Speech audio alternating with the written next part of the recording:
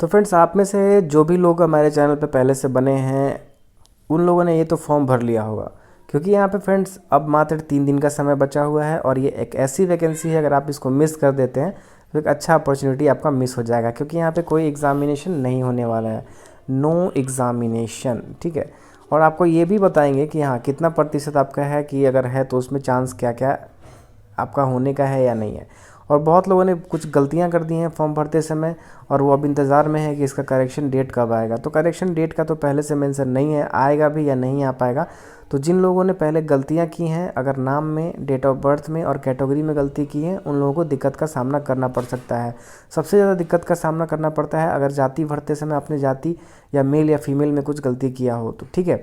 चलिए, अब मैं आपको जो नए कैंडिडेट हैं उनको भी समझा दूं। अब 3 दिन का मौका है, आप लोग को इस फॉर्म को ज़रूर भर लेना चाहिए, क्योंकि यहाँ पे फ्रेंड्स आपका कोई एग्ज़ाम, जैसे मैंने बोला है ऑलरेडी, कि नहीं होने वाला है। उसके बावजूद भी फ्रेंड्स यहाँ पे जो आपकी ये नौकरी है वो परमानेंट है, और स्टार्टिंग की सैलरी आपको 24,000 रुपये से स्टार्टिंग हो जाएगी। और इस वैकेंसी को तो समझेंगे ही फ्रेंड्स। मैंने आपको एक चीज़ और बताना है कि जैसे कि आप देख रहे हैं कि बहुत सारी वैकेंसियाँ निकल रही हैं और उसमें कुछ से कुछ सर्टिफिकेट डिमांड कर दिया जाता है। तो ऐसे में आपके पास क्या होना चाहिए, अधिक से अधिक सर्टिफिकेट या अधिक से अधिक नॉलेज होना चाहिए, ताकि आपको कभी भी कोई वैकेंसी निकले और उसमें जब डिमांड कर दिया जाए तो उस समय आप उसको खोजें नहीं, पहले से आपके पास अवेलेबल हो।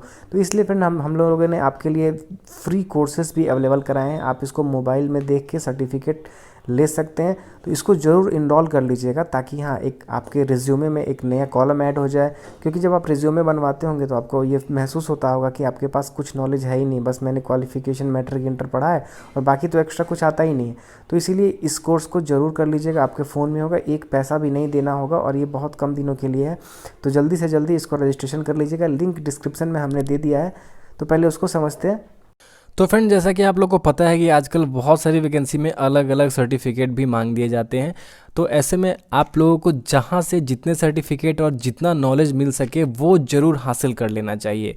और आपको अपने जॉब्स वाले भैया चैनल की तरफ से यहाँ पे एक फ्री अपॉर्चुनिटी आपको मिल रही है, वो भी फ्रेंड्स देखिए, करियर अपॉर्चुनिटी इन फाइनेंस के अंदर, ठीक है। क्योंकि फ्यूचर में फ्रेंड्स आपको जैसे पता है कि ट्रेडिंग और जो फिनांस का सेक्टर है बहुत ही ज़्यादा ग्रो करने वाला है। तो ऐसे में जिन लोगों के पास नॉलेज होगा, साथ में सर्टिफिकेट होगा, उनको बहुत ही फ़ायदा मिलने वाला है। तो आपको हमारे चैनल की तरफ से बिल्कुल फ्री में इनरोल कर सकते हैं। तो सबसे पहला लिंक जो आपको डिस्क्रिप्शन में मिलेगा उस पर जाके ज़रूर इनरोल कर लीजिएगा।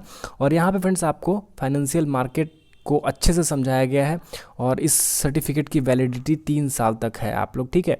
तो बिना देर किए हुए इसको इनरोल करिएगा, इसका बहुत ही ज़्यादा फ़ायदा है। और मात्र आप कर सकते हैं 7 वीडियोज़ में के अंदर ये कंप्लीट हो जाएगा आपका, ठीक है। 1 घंटे से ज़्यादा का कंटेंट है, बस आप इसको जाना है, अच्छे से समझना है। पूरा इसका इंट्रोडक्शन वगैरह आपको यहाँ पे ऑलरेडी समझाया हुआ है। तो देर मत करिए और जाके इसको लर्न करिए, लर्न करके सर्टिफिकेट लीजिए। और जैसे ही भविष्य में कोई अपॉर्चुनिटी आती है तो आप ज़रूर सबसे आगे रहेंगे उस लाइन में, क्योंकि आपके पास नॉलेज प्लस सर्टिफिकेट दोनों रहेगा। तो जाइए इनरोल करिए। चलिए चलते हैं फ्रेंड्स, हम लोग जॉब अपॉर्चुनिटी जो देख रहे थे। तो फ्रेंड्स, हम लोग वापस आ चुके हैं वीडियो में। अब मैं आपको बताने वाला हूँ, ये जो पोस्ट है फ्रेंड्स वो कार्यालय परिचारी यानी कि ऑफिस असिस्टेंट की पोस्ट के लिए वैकेंसी निकाली गई है, विज्ञान एवं प्रौद्योगिकी विभाग। और 31 अक्टूबर से पहले आप लोग को आवेदन कर लेना है, ठीक है। पहले मैं बता चुका हूँ, इसीलिए इसको लास्ट टाइम आ रहा है तो रिमाइंड करा देता हूँ, क्योंकि यहाँ पे एग्जाम नहीं होने वाला और अच्छी वैकेंसी मिस ना हो जाए आप लोगों से। तो यहाँ पे जो सीटों की संख्या है 238 सीटें हैं। 238 में से 35% महिलाओं के लिए आरक्षित है, यानी कि 71 सीटें आरक्षित हैं। किस कैटेगरी में कितनी सीटें हैं वो आप देख सकते हैं स्क्रीन पे। और पहले भी हमने बहुत वीडियो बना चुके हैं इसके बारे में, तो इस पे समय नहीं वेस्ट करेंगे। अब बताते हैं कौन से लोग यहाँ पे आप लोग को आवेदन करेंगे। तो यहाँ पे देख लीजिए, कम से कम अगर आप 10th पास हैं तो आप लोग आवेदन कर सकते हैं, किसी भी बोर्ड से हों, संस्कृत बोर्ड, फुकानिया बोर्ड, CBSE और बिहार बोर्ड। खासकर CBSE जिनको 10 CGPA मार्क्स है उनका चांस यहाँ पे सबसे ज़्यादा है, क्योंकि उनका प्रतिशत होता है 95%। लेकिन हाँ, वो श्योर मत होइएगा कि उनकी नौकरी हो ही जाएगी, क्योंकि इस वीडियो में आपको ये भी बताने वाले हैं कि कहाँ से आप लोग को दिक्कत होने वाली है। तो लास्ट तक बने रहिएगा, एक एक पॉइंट आप लोग के लिए बहुत ही ज़्यादा इंपॉर्टेंट है। अभी देखिए यहाँ पर डिमांड क्या क्या किया गया था और लोगों ने ये गलती कर दी है। तो पहले वो देख लीजिए कि जब आप लोग ऑनलाइन करने जा रहे हैं उस समय आपके पास क्या होना चाहिए कि क्या गलतियां आप ना करें फॉर्म भरते समय। तो सबसे पहले आप देख लीजिए फ्रेंड्स, यहाँ पे लिखा हुआ है कि ऑनलाइन आवेदन पत्र में दावा किए गए आरक्षण श्रेणी में किसी भी परिस्थिति में परिवर्तन नहीं किया जाएगा, तथा इस संबंध में किसी भी आवेदन पत्राचार पर विचार नहीं किया जाएगा। गलत आरक्षण का दावा करने पर उन्हें अनारक्षित श्रेणी में माना जाएगा, ठीक है। तो सबसे इम्पोर्टेंट चीज़ है, देखिए यहाँ पे अगर आपने बीसी को ईबीसी भर लिया, ईबीसी को एससी भर लिया, अगर गलती जाति भरी है, जाति ही गलती कर ली है, तो आपको एकदम 100% है कि आपको दिक्कत का सामना करना पड़ेगा। 99% आपका रिजेक्शन भी हो सकता है। तो फॉर्म भरते समय ध्यान देना है, क्योंकि आधार से वेरीफाइड आजकल जो भी फॉर्म आ रहा है ना, अगर आप पहली बार रजिस्ट्रेशन के समय ही आधार नंबर डाल देंगे तो दोबारा रजिस्ट्रेशन ही नहीं होगा, फॉर्म सुधार ही नहीं सकते हैं। तो गलती मत करिएगा फ्रेंड्स, मैं अक्सर समझाता हूँ और बार बार इसीलिए कहता हूँ कि सब्सक्राइब कर लीजिए।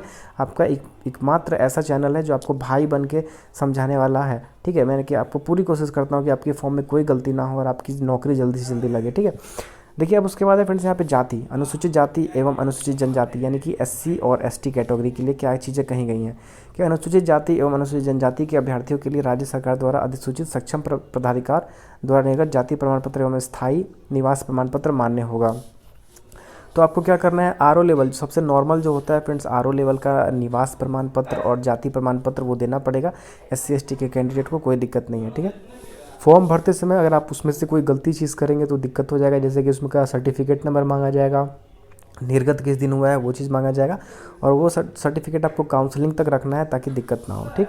उसके बाद बात करते हैं पिछड़ी और अत्यंत पिछड़ी वर्ग यानी कि बीसी और ईबीसी। काफ़ी इंपॉर्टेंट पॉइंट है, इसको समझना बहुत ही ज़्यादा ज़रूरी है। तो देख लीजिए यहाँ पे मैं आपको बता दूं कि यहाँ पे मांगा गया है एनसीएल। एनसीएल का मतलब क्या होता है, नॉन क्रीमी लेयर, जो कि दो प्रकार का होता है। एक तो होता है फ्रेंड्स भारत सरकार की नौकरी के लिए और दूसरा होता है बिहार सरकार की नौकरी के लिए। तो यहाँ पे ये नौकरी किसकी है, बिहार सरकार की है, भले ही परमानेंट है लेकिन बिहार सरकार की है। तो आपको बनवाना कौन सा है, बिहार सरकार के नौकरी हेतु नॉन क्रीमी लेयर, ठीक है, एनसीएल, जो कि आपको ऑनलाइन ही बन जाता है, दिक्कत की कोई बात नहीं है। लेकिन इसको ऑनलाइन करने के लिए आपके पास जाति, आय और निवास तीनों प्रमाण पत्र होने चाहिए, ये चीज़ है। और जो आय प्रमाण पत्र होता है वो 1 साल के अंदर का होगा, तभी आपका ये बन पाएगा। और नॉन क्रीमिलियर किसी के पास 1 साल से पुराना है तो वो भी फ़ायदेमंद नहीं है। इसको एक बार पढ़ के मैं बता देता हूँ। बिहार अत्यंत पिछड़ा और पिछड़ा वर्ग श्रेणी के आरक्षित उम्मीदवारों के लिए अपने स्थायी अधिवास राज्य द्वारा अधिसूचित सक्षम प्राधिकार द्वारा क्रीमिलियर रहित प्रमाण पत्र मान्य होगा। तो जैसे कि एनसीएल मैंने समझा दिया, और एक आपका निवास प्रमाण पत्र।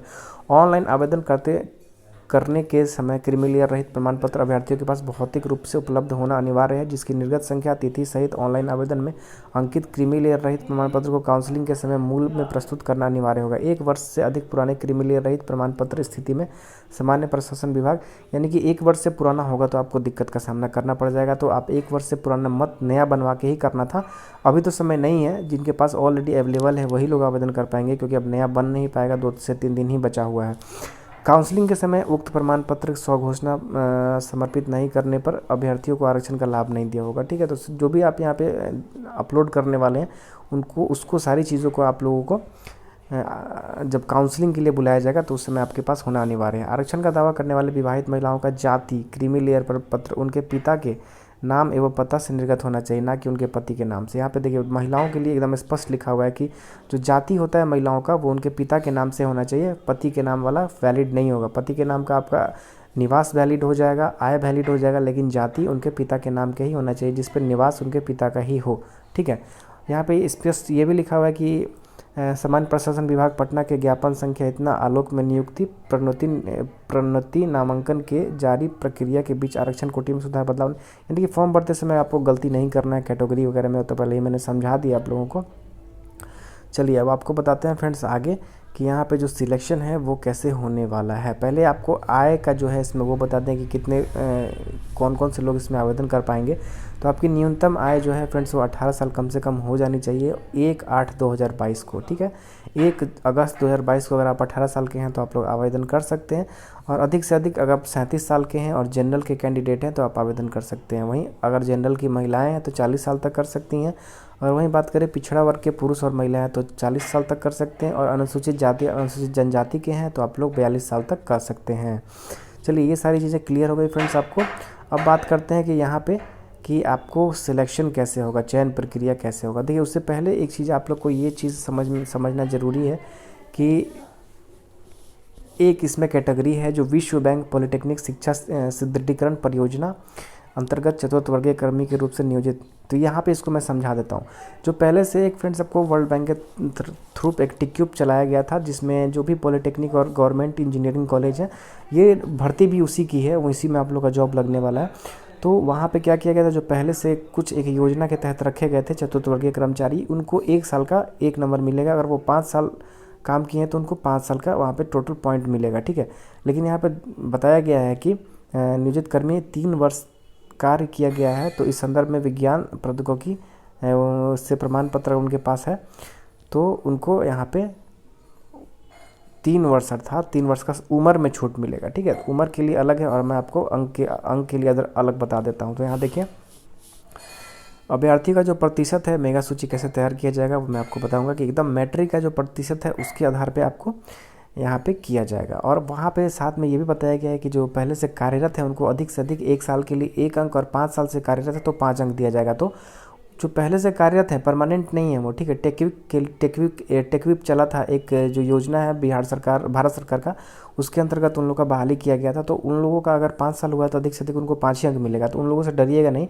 जो CBSE वाले हैं उनका ऐसे ही 95% रहता ही है, और बाकी जो फोकानिया और जो संस्कृत बोर्ड वाले हैं उनका सिलेक्शन होने का सबसे ज़्यादा चांस है। बिहार बोर्ड वालों का तो बहुत ही कम चांस यहाँ पे होगा। हाँ, ये चीज़ है कि काउंसलिंग के अंदर आपको बुलाया जा सकता है क्योंकि यहाँ पे 3 गुना लोगों को बुलाया जाएगा, ठीक है। 3 गुना लोगों को आप लोग को काउंसलिंग के लिए बुलाया जाएगा। तो आपका जो स्टार्टिंग कटअप है वो तो मैं बता दूं 90 प्लस रहने वाला है। 90% से अगर अधिक आपका प्रतिशत है किसी भी कैटेगरी के हो तभी आपका सिलेक्शन होगा, किसी भी कैटेगरी में। हाँ, महिलाओं के लिए थोड़ा सा कम हो सकता है। जो फीमेल कैंडिडेट हैं वो जरूर आवेदन करिएगा क्योंकि सबसे ज़्यादा फ़ायदा आप ही लोग को पहुँचने वाला है, क्योंकि 35% का अलग आरक्षण आप लोग को यहाँ पर मिला हुआ है।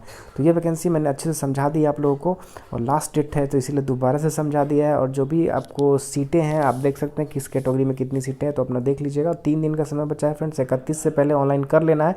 तो ज़रूर अभी जाइए और ऑनलाइन कर लीजिए अगर आपके पास जो भी कागजात मैंने बताए हैं अवेलेबल हैं। तो अगर नहीं अवेलेबल है तो जनरल जाति में कर लीजिएगा, लेकिन ज़रूर कर लीजिएगा क्योंकि यहाँ पे प्रतिशत वाला नौकरी है और वो भी परमानेंट है। भले ही परिचारिकी है तो क्या हुआ, नौकरी तो है ना। तो फ्रेंड्स नेक्स्ट वीडियो में मिलेंगे एक नई ज़बरदस्त वैकेंसी के साथ, तब तक के लिए धन्यवाद।